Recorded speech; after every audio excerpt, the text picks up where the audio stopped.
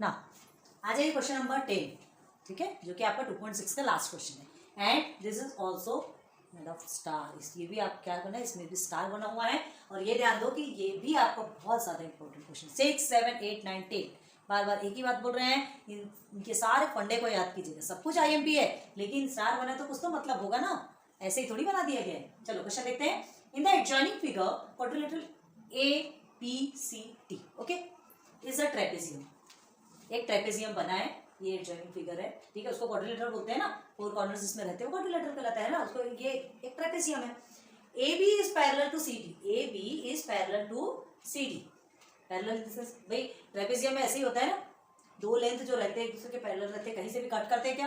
Parallel किसको बोलते हैं? जो कि इंटरसेक्ट नहीं करता, सीधे सीधे लंबे के लंबे इंफिनिटी तक जाता है लेकिन कभी कट नहीं करता। Okay, so AB is parallel to CD। Equal नहीं है, इक्वल नहीं है, पैरेलल है। ये छोटा होता है, ये बड़ा होता है, लेकिन पैरेलल, पैरेलल मतलब जो कि इंटरसेक्ट नहीं करता। Okay, and it's area is 33 centimetre square. Area किसको बोलते हैं? ये आपका एरिया,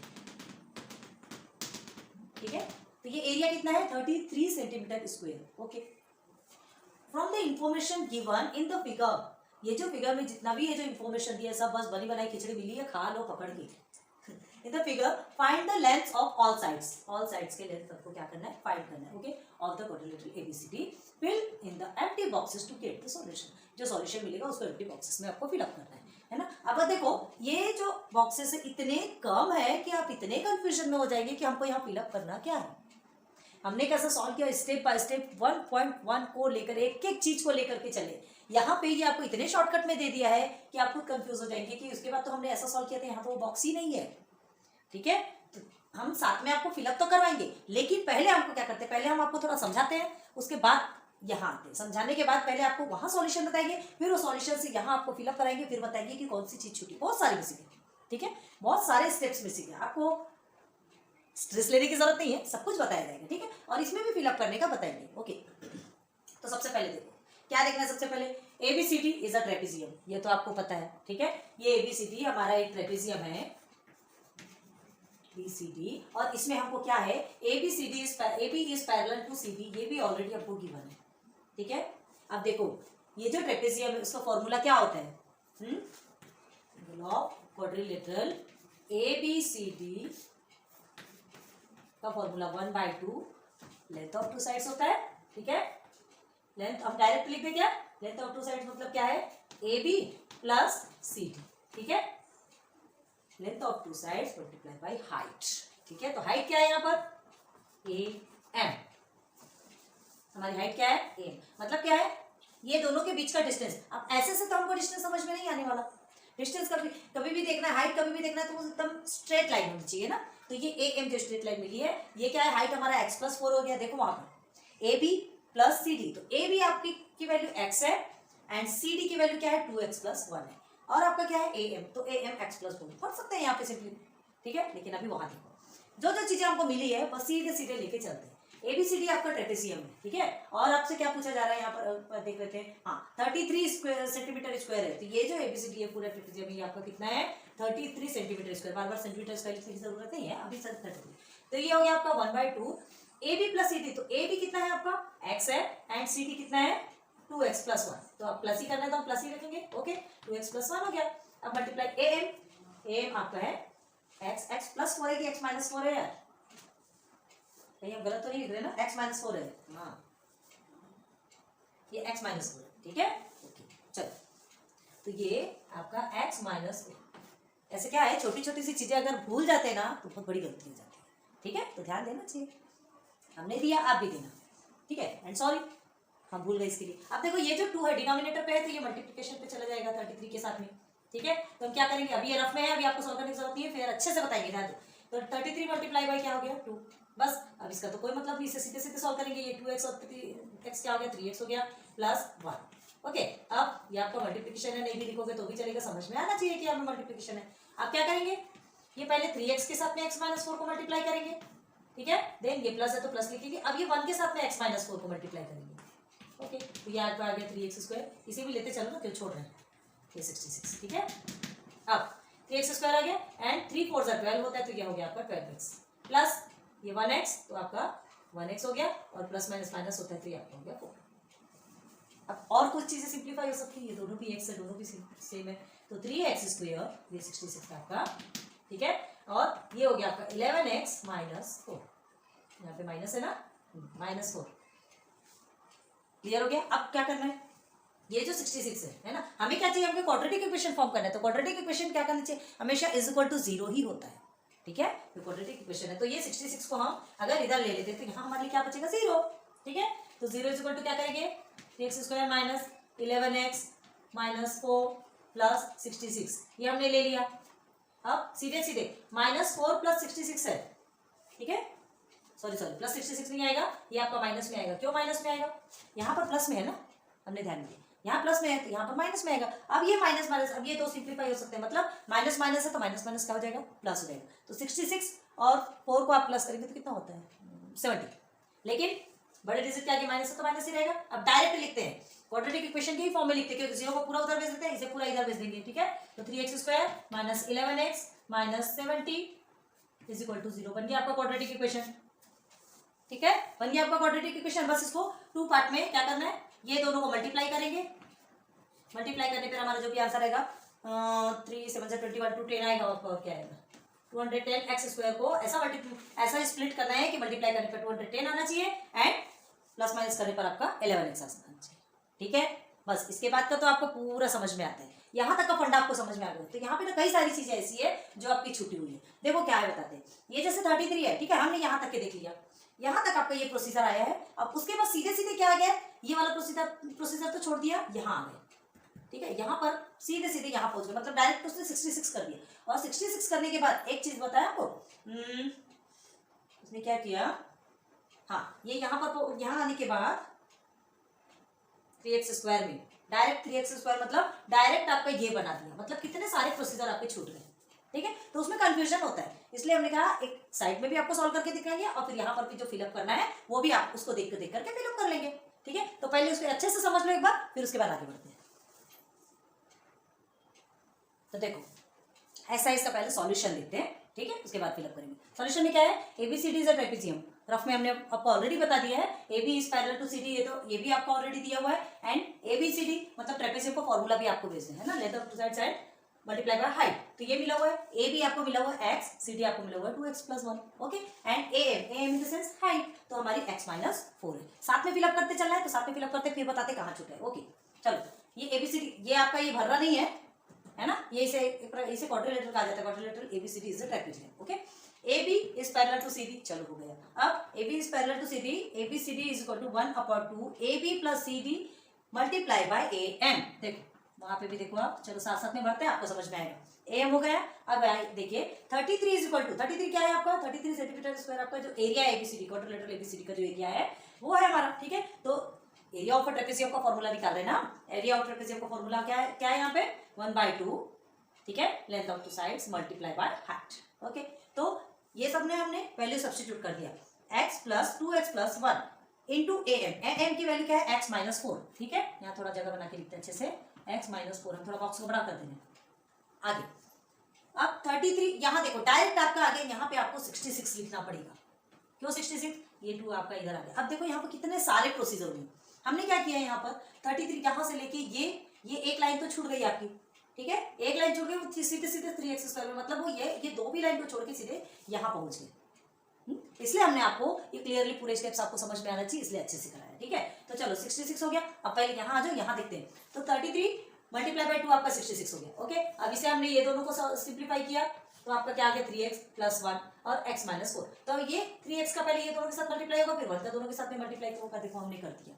यहाँ पे वो प्रोसीजर नहीं दिया है, ओके, कोई बात नहीं, हमने कर लिया। अब जैसे सॉल्व किया तो ये 3x स्क्वायर माइनस 3 4 12 हो गया, ओके। अब इसे सॉल्व करेंगे तो 1x तो 1x ही होगा, 1 - 4 तो -4 ही होगा, कुछ नहीं कर सकते उसको। अब ये 66 को आप क्या करेंगे, इधर ट्रांसफर कर देंगे, क्लियर है, इधर ट्रांसफर करेंगे क्योंकि हमको 0 = 0 हमको क्वाड्रेटिक इक्वेशन बनाना है, तो पूरा ट्रांसफर कर देंगे तो बचा क्या 0, 3x square minus 12x plus 1x minus 4, ये यहाँ से आगे तो -66। अब ये दोनों भी माइनस में है तो माइनस माइनस प्लस होता है 70 हो जाएगा, लेकिन बड़े डिजिट के आगे माइनस है तो माइनस रखेंगे, ओके।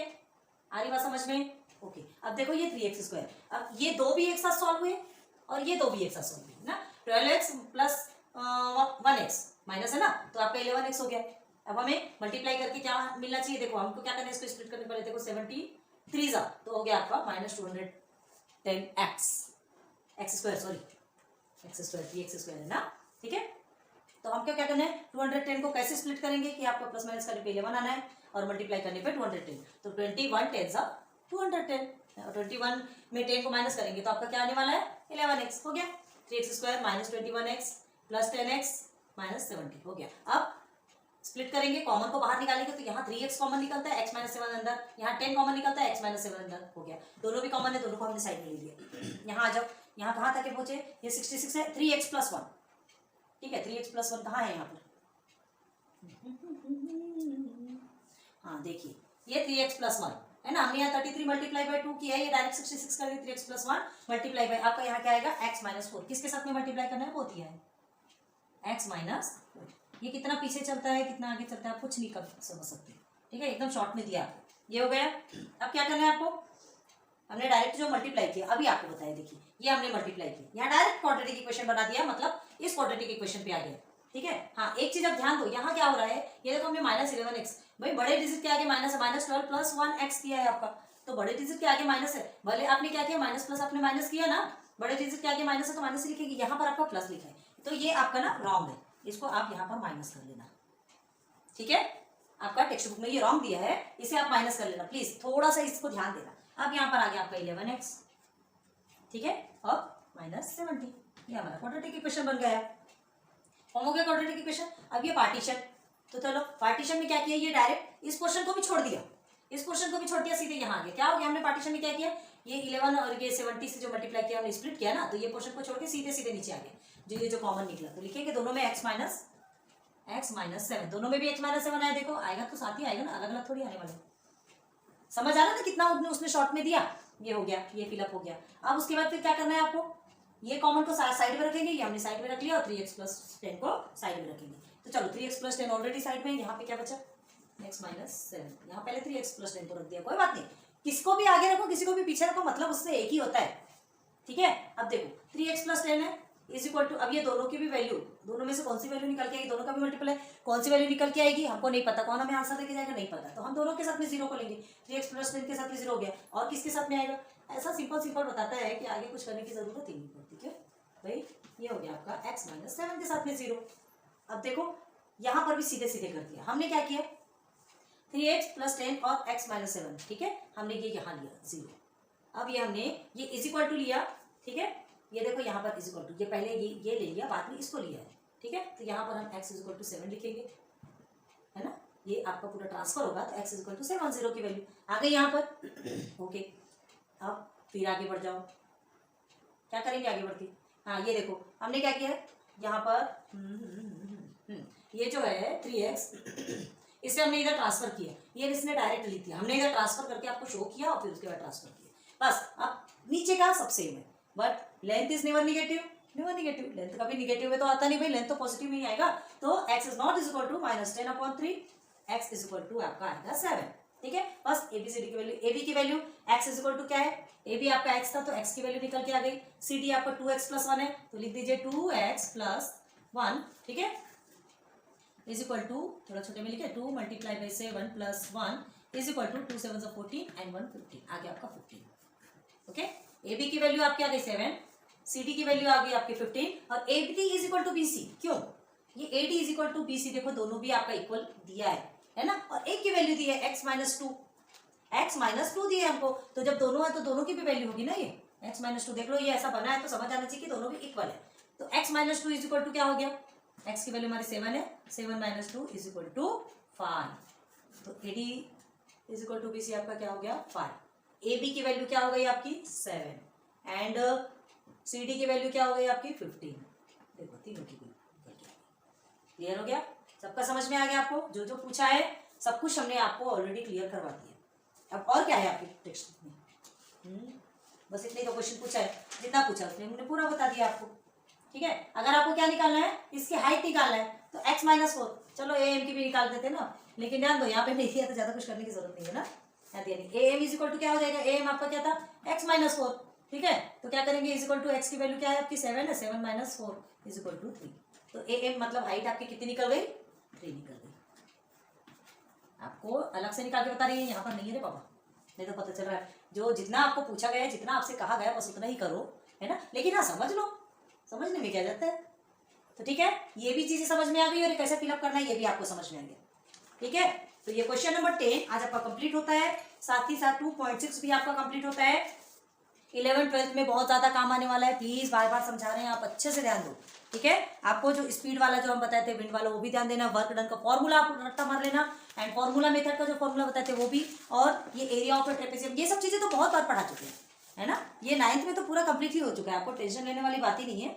अब 2.6 तो आपका यही खत्म होता है, लेक्चर 4 तक चला गया, कोई बात नहीं, कोई टेंशन वाली बात नहीं है। ठीक है, कंसेप्ट क्लियर होना बहुत जरूरी है। ठीक है, अब आपके टेक्स्ट बुक में आपको प्रॉब्लम सेट दिया गया है। ठीक है, तो क्या है, थोड़ा स्पीड से पढ़ा कर निकल जाना, हम भी निकल सकते हैं, जैसे सब करते हैं हम भी निकल सकते हैं, आपको होमवर्क भी दे सकते हैं, 2 को समझा दिया, बाकी सब होमवर्क कर लो आप अपने मन से, लेकिन नहीं, भाई जब तक आपको डिटेल में समझाएंगे नहीं। कोई क्या है, हमारे साथ भी ऐसी कंडीशन होती थी मैथ में, थोड़ा थोड़ा हमको भी थोड़ा क्या कुछ ज़्यादा ही प्रॉब्लम होती थी, हमको उस समय ऐसा कोई ज़्यादा समझाने वाला नहीं था, उस समय हमको समझ नहीं आता था, खुद से हम प्रैक्टिस करते थे उस चीज़ को। तो हमको ऐसा, हम अपने ऊपर से लेकर के चलते कि जब हमको ऐसी प्रॉब्लम होती है, कोई जरूरी नहीं, दुनिया में टाइप्स ऑफ लोग रहते हैं, कोई एक उस चीज़ को एक बार में पकड़ लेता है, कोई है तो कई बार प्रैक्टिस करने के बाद भी नहीं पकड़ पाता। तो ऐसे बच्चों के लिए कि जो नहीं पकड़ पाते, उन बच्चों के लिए हम पॉइंट टू पॉइंट वो एक एक चीज़ लेकर के आ रहे हैं, ईच एंड एवरीथिंग आपको यही अवेलेबल है।